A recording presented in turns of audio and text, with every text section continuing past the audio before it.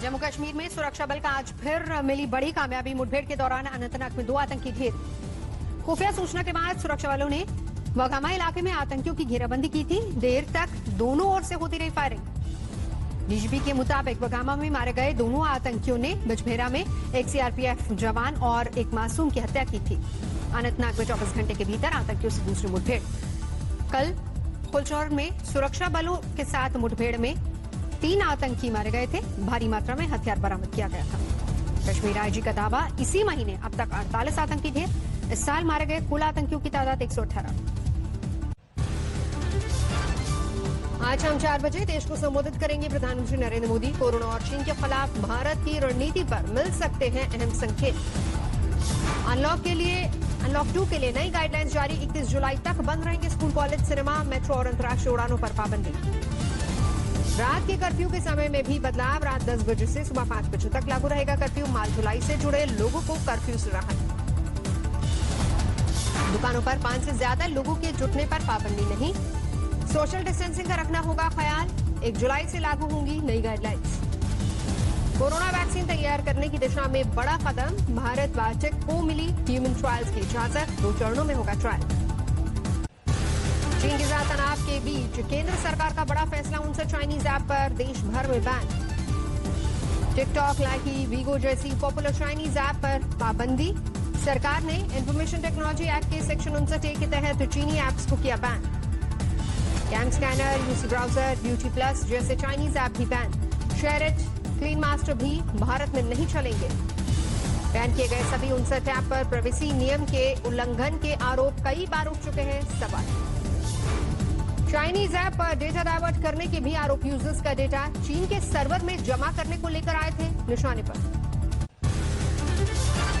जून में तीसरी बार होगी कोर कमांडर स्तर की बातचीत। भारतीय हिस्से के त्रिशूल में हो सकती है मीटिंग।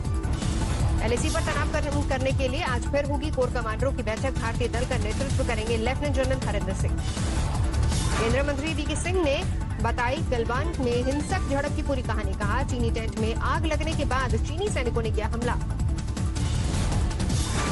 कहा सुनी हुई, तंबू हटाने का हुक्म दिया हमारे कमांडिंग ऑफिसर ने, और जब वो तंबू हटाने लगे चीनी सैनिक, उस तंबू में आग लग गई। उन्होंने क्या रख रखा था किसी को।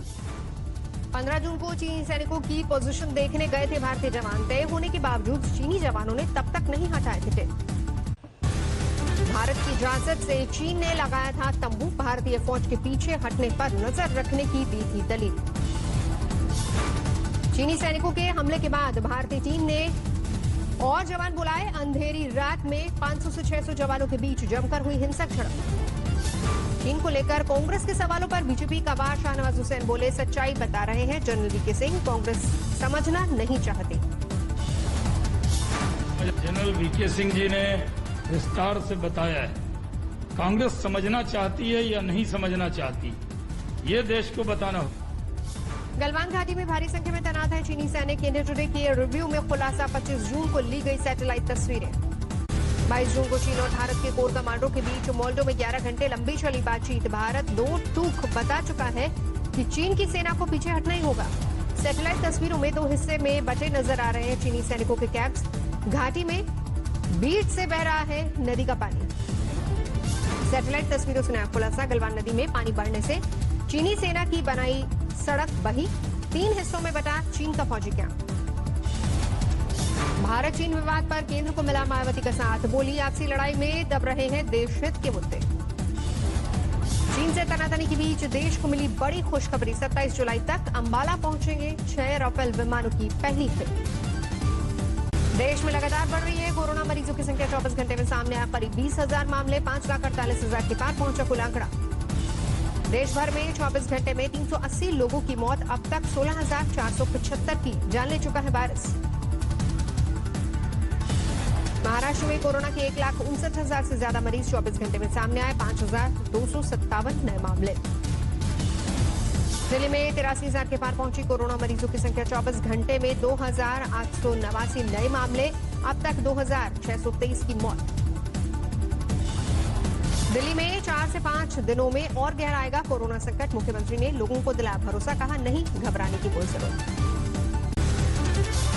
गृह मंत्री अमित शाह के हमले पर केजरीवाल का जवाब, आज तक से खास बातचीत में बोले, दिल्ली की जिम्मेदारी मेरी, क्रेडिट लेना चाहे तो कोई और ले ले। लोगों की जान बचाना मेरे लिए इस टाइम सबसे बड़ा धर्म है, मेरे लिए क्रेडिट की लड़ाई नहीं है। कोरोना की चपेट में आने वाली आम आदमी पार्टी की विधायक आतिशी की सेहत में सुधार, पूरी तरह स्वस्थ होने के बाद प्लाज्मा दान करने की तैयारी। महाराष्ट्र में 31 जुलाई तक बढ़ा लॉकडाउन, कोरोना के बढ़ते मामलों के बीच उद्धव सरकार का बड़ा फैसला। मुंबई में घर से बाहर निकलते ही मास्क पहनना हुआ जरूरी, बीएमसी ने जारी किया गाइडलाइंस, गाड़ी में भी जरूरी होगा मास्क। यूपी में एक दिन में कोरोना के 598 केस बढ़े, कुल मरीजों का आंकड़ा 22,000 के पार पहुंचा, अब तक 660 मरीजों की मौत। गाजियाबाद में तेजी से बढ़ रहा है कोरोना संक्रमण, 24 घंटे में 70 नए मामले सामने आए, मरीजों की संख्या 1463 पहुंची। पुणे में बीते 24 घंटे में 617 नए केस बढ़े, शहर में मरीजों का कुल आंकड़ा 16,700 के पार, अब तक 618 मरीजों की मौत। तमिलनाडु में एक दिन में 3,940 नए मरीज बढ़े, कुल आंकड़ा 82,000 के पार, अब तक 1,079 मरीजों की मौत। गुजरात में कोरोना का आंकड़ा 31,300 के पार पहुंचा, अब तक 1,808 मरीजों ने दम तोड़ा।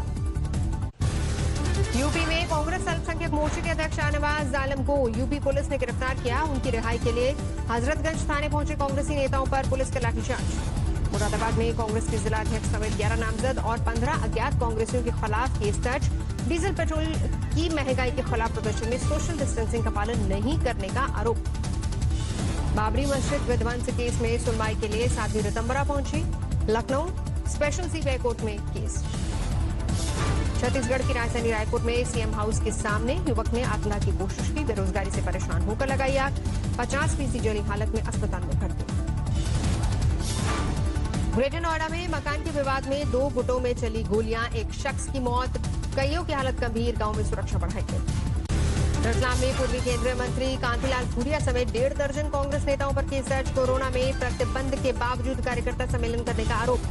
मांडला में एनएसयूआई के दिवंगत कार्यकर्ताओं को दिग्विजय सिंह ने दी श्रद्धांजलि, 2 दिन पहले गोली मारकर कर दी गई थी हत्या।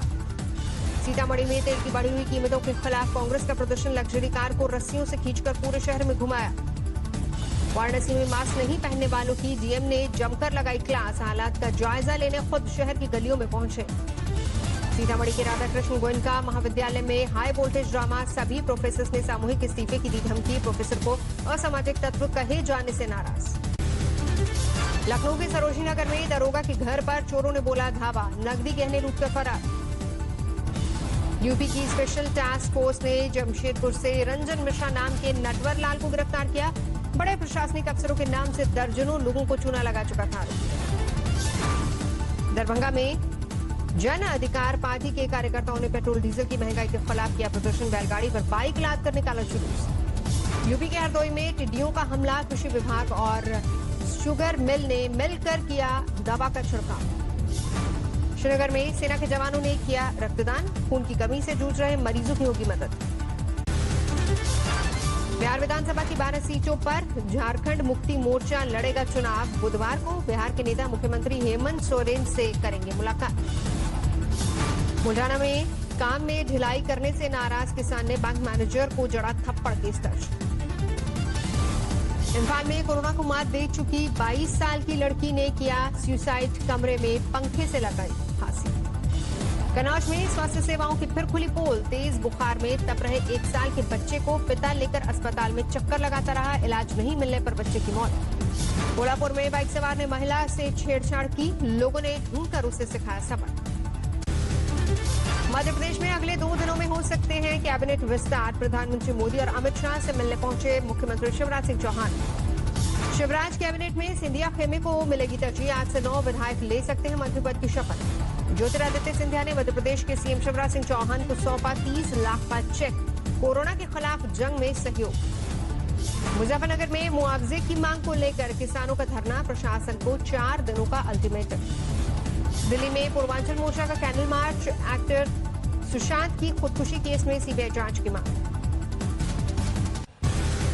मुंबई में मानसून की मूसलाधार बारिश, शहर के कई इलाकों में जलभराव से आफत। रायबरेली में गड्ढा मुक्त सड़क के यूपी सरकार के वायदे की खुली पोल। सपा नेताओं ने सड़क पर धान रोपकर जताया विरोध। सागर में ओवर ब्रिज बनाने के लिए खोदे गए गड्ढे में भरा बारिश का पानी, 3 बच्चों की डूबने से मौत। देवरिया में बेकाबू कार पुलिया से टकराकर नहर में गिरी, कार चालक की मौत।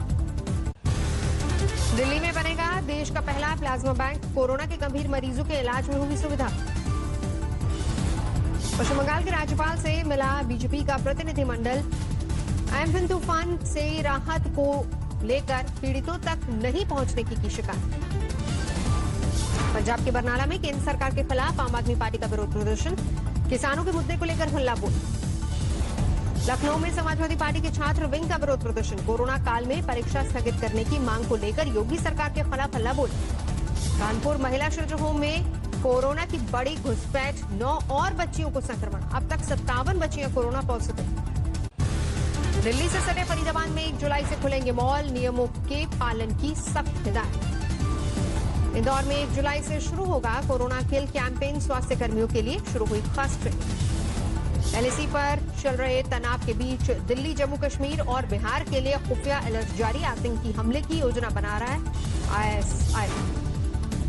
तालिबान और जैश के आतंकी कर सकते हैं हमला, एलओसी और नेपाल बॉर्डर से दाखिल हो सकते हैं दहशतगर्द। जम्मू कश्मीर में आतंकवाद पर सुरक्षा बलों का जोरदार प्रहार, अनंतनाग में एनकाउंटर में 3 आतंकी ढेर, बड़ी तादाद में हथियार बरामद। बिहार में पूरी रफ्तार में मानसून, बारिश की वजह से पटना में कई जगहों पर भरा पानी।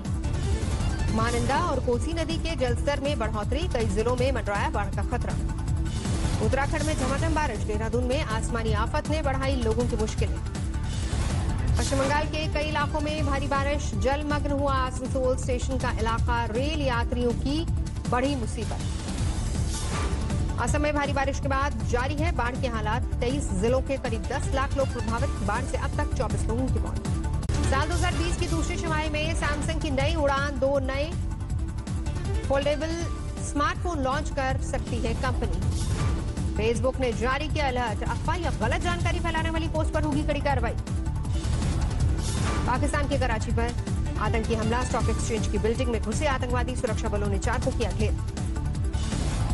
कराची आतंकी हमले में 4 सुरक्षा गार्ड और 1 पुलिसकर्मी की भी मौत, आतंकियों ने ग्रेनेड से किया हमला। स्टॉक एक्सचेंज में घुसे आतंकवादियों ने झांसा देने के लिए पहन रखी थी पुलिस की वर्दी, भारी मात्रा में हथियार बरामद। लगातार तीसरे दिन अमेरिका में सामने आए 40,000 से ज्यादा नए मामले, न्यूयॉर्क के गवर्नर ने जारी की चेतावनी। अमेरिका के कई प्रांतों में कोरोना के नए मामलों में भारी उछाल, लॉस एंजलिस में 5.8% से बढ़कर 9% तक पहुंची संक्रमण की दर, टेक्सास में 13%। एरिजोना में भीषण गर्मी से निजात पाने के लिए घर से निकले लोग, भीड़भाड़ की वजह से कोरोना के संक्रमण ने पकड़ी रफ्तार। कैलिफोर्निया में डिज्नीलैंड के कर्मचारियों का विरोध प्रदर्शन, कोरोना से बचाव के लिए पर्याप्त सुविधाओं की मांग को लेकर नाराजगी। इंग्लैंड के लेस्टर में लगाया जा सकता है लॉकडाउन, कोरोना के करीब 650 नए मामले सामने आए, सरकार की परेशानी बढ़ी।